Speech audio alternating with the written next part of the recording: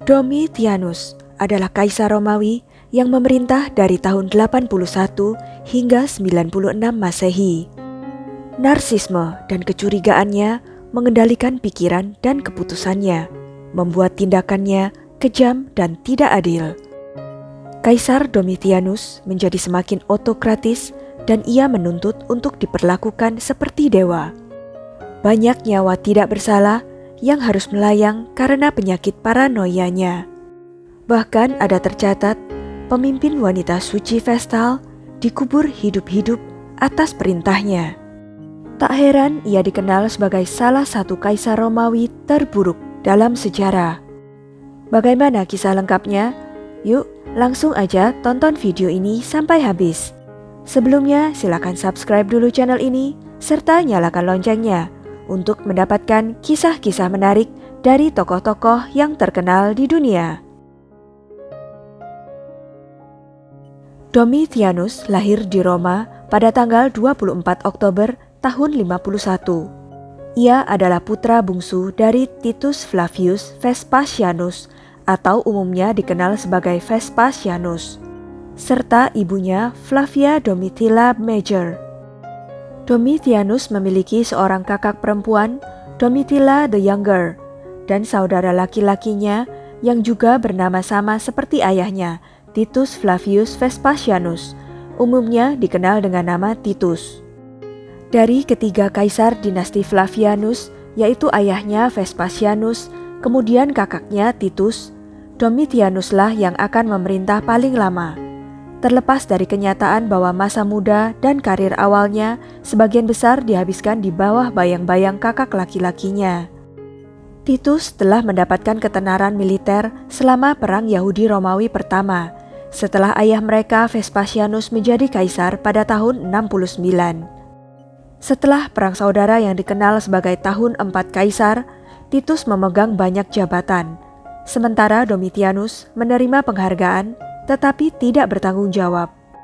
Pada saat ia berusia 16 tahun, ibu dan saudara perempuan Domitianus sudah lama meninggal, sementara ayah dan saudara lelakinya terus aktif dalam militer Romawi, memimpin pasukan di Germania dan Yudea. Bagi Domitianus, ini berarti bahwa sebagian besar masa remajanya dihabiskan tanpa kehadiran kerabat dekatnya. Selama Perang Yahudi Romawi ini, kemungkinan besar Domitianus diasuh oleh pamannya, Titus Flavius Sabinus II, yang saat itu menjabat sebagai prefek kota Roma.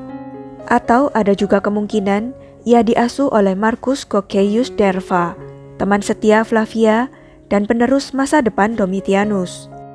Saat itu ia menerima pendidikan seorang pemuda dari kelas senator istimewa, belajar retorika, serta sastra. Dalam biografi kehidupan 12 kaisar, sejarawan Suetonius menggambarkan Domitianus sebagai remaja terpelajar dengan gaya elegan. Tidak seperti saudaranya Titus, Domitianus tidak dididik di istana. Tidak tercatat apakah ia menerima pelatihan militer formal atau tidak. Tetapi menurut Suetonius, ia menunjukkan keahlian menembak yang cukup hebat dengan busur dan anak panah. Penjelasan rinci tentang penampilan dan karakter Domitianus diberikan oleh Suetonius yang menuliskan sebagian besar biografinya dalam hal kepribadiannya. Perawakannya tinggi dengan ekspresi sederhana dan warna kulit yang sempurna. Matanya besar tapi pandangannya agak redup. Ia juga tampan dan anggun, terutama ketika masih muda. Di kemudian hari, ia mengalami penurunan fisik seperti kebotakan, perut yang menonjol, dan kaki yang mengecil dan lemah. Meskipun saat-saat akhir hidupnya, ia telah menjadi kurus karena lama menderita sakit. Domitianus diduga sangat sensitif mengenai kebotakannya, yang ia samarkan di kemudian hari dengan memakai wig. Sejarawan Brian Jones menyimpulkan dalam The Emperor Domitian bahwa ia tampaknya tidak memiliki karisma alami dari saudara laki-laki dan ayahnya. Domitianus rentan terhadap kecurigaan, menunjukkan rasa humor yang aneh, terkadang mencela diri sendiri, dan sering berkomunikasi dengan cara yang samar. Ambiguitas karakter ini semakin diperburuk oleh rasa kesepiannya, Dan seiring bertambahnya usia, ia semakin menunjukkan kecenderungan untuk menyendiri. Pada tahun 70, Vespasianus ayahnya berusaha untuk mengatur pernikahan dinasti antara putra bungsunya dan putri Titus, Julia Flavia. Tetapi Domitianus bersikeras dalam cintanya kepada Domitia Longina.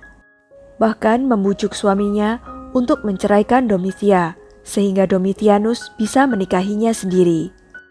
Tahun 79 Masehi, Vespasianus, ayah Domitianus, meninggal dunia, dan tahta kekaisaran dilanjutkan oleh kakak Domitianus, yaitu Titus, yang unggul dalam segala aspek daripada Domitianus. Para senat pun akhirnya setuju untuk mengangkat Titus sebagai kaisar baru Roma.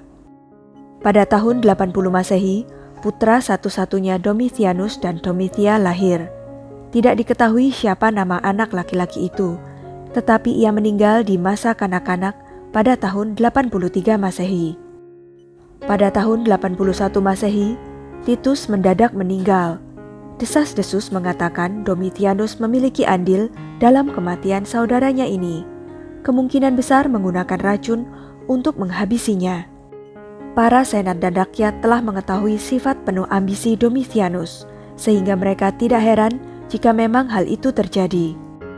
Tak lama setelah aneksasinya sebagai kaisar, Domitianus menganugerahkan gelar kehormatan Augusta kepada Domitia istrinya, sementara putra mereka didewakan. Namun demikian, pernikahan mereka tampaknya menghadapi krisis yang signifikan pada tahun 83. Untuk alasan yang tidak diketahui, Domitianus mengasingkan Domitia sebentar, dan kemudian segera memanggilnya kembali. Beredar rumor bahwa ia menjalin hubungan dengan keponakannya, Julia Flavia. Pada tahun 84 Masehi, Domitia telah kembali ke istana, di mana ia tinggal selama sisa pemerintahan Domitianus tanpa insiden. Sedikit yang diketahui tentang aktivitas Domitia sebagai permaisuri, atau seberapa besar pengaruhnya dalam pemerintahan Domitianus, tetapi tampaknya perannya terbatas. Tidak diketahui apakah Domitianus memiliki anak lain, tetapi ia tidak menikah lagi. Menurut sejarawan Suetonius, pemerintahan Domitianus sebenarnya awalnya dimulai dengan baik, tetapi secara bertahap menurun menjadi teror. Dengan narsisme dan kecurigaannya mengendalikan pikiran dan keputusannya, membuat tindakannya kejam dan tidak adil. Domitianus menjadi semakin otokratis dan ia menuntut untuk diperlakukan seperti dewa. Ia berbalik melawan para filsuf, mengirim banyak dari mereka ke pengasingan. Ia menderita kecurigaan yang mendalam dengan orang-orang di sekitarnya, hingga menjadi paranoia. Selama masa pemerintahannya, ia juga melakukan penganiayaan terhadap orang-orang Kristen. Domitianus mengeluarkan perintah bahwa tidak ada orang Kristen yang pernah dibawa ke depan pengadilan yang boleh dibebaskan dari hukuman tanpa menyangkal agamanya. Uang ditawarkan kepada orang-orang yang mau bersaksi melawan orang-orang Kristen, serta banyak orang yang tidak bersalah dibantai demi keuntungan finansial. Ketika orang-orang Kristen dibawa ke depan sidang Domitianus, mereka diberitahu bahwa jika mereka mengucapkan sumpah setia kepadanya, mereka akan dibebaskan. Orang-orang yang menolak untuk mengucapkan sumpah akan dihabisi. Pada tahun 83 Masehi, Domitianus mengeksekusi 3 orang wanita suci Vestal karena dituduh melanggar sumpah mereka untuk tidak melakukan persinahan. Walaupun sebenarnya ketiganya dijebak oleh Domitianus untuk melayaninya. Para wanita suci Vestal sepertinya menjadi target khusus Domitianus untuk dimusnahkan. Bahkan pada tahun 90 Masehi, Domitianus memerintahkan bawahannya untuk mengubur hidup-hidup kepala Vestal Cornelia di dalam dinding karena dicurigai menjalin suatu hubungan. Pada tahun 85 Masehi, Domitianus menyatakan dirinya sebagai sensor abadi, yang salah satu tugasnya adalah menjaga moralitas masyarakat. Klaim Domitianus itu sangat tidak beralasan dan sangat jauh dari kenyataan sebenarnya. Rakyat Romawi merasa kehilangan sosok kaisar yang seharusnya membimbing mereka menuju peradaban yang lebih maju. Karena menderita paranoia hebat sepanjang masa pemerintahannya, kondisi Domitianus menjadi semakin buruk di tahun-tahun berikutnya.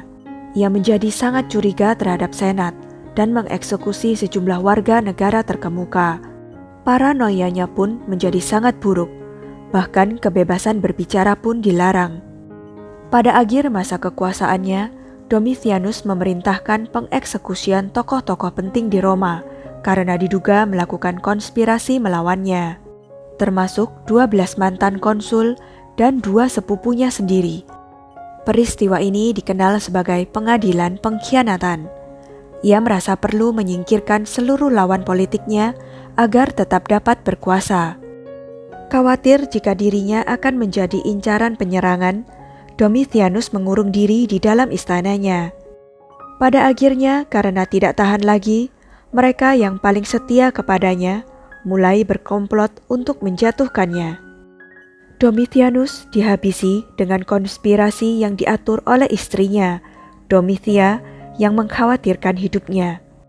Stefanus, seorang anggota staf kekaisaran Domitianus, ditugaskan untuk mengeksekusi Domitianus.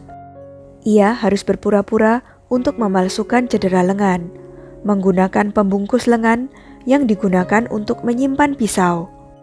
Stefanus kemudian menikam Domitianus di pangkal pahanya sampai mati setelah tusukan pertama. Pemerintahan Domitianus akhirnya berakhir pada bulan Desember tahun 96 Masehi. Untuk merayakan kematian Domitianus, mereka meruntuhkan patung dan lengkungannya. Beberapa jam setelah kematiannya, Senat mengakui Nerva sebagai kaisar, yang menunjukkan bahwa ia juga sangat terlibat dalam konspirasi ini. Sekian kisah tentang Domitianus, salah satu kaisar Romawi yang terburuk dalam sejarah. Jangan lupa untuk klik like, share, subscribe, dan komen ya. Sampai jumpa lagi di video-video selanjutnya.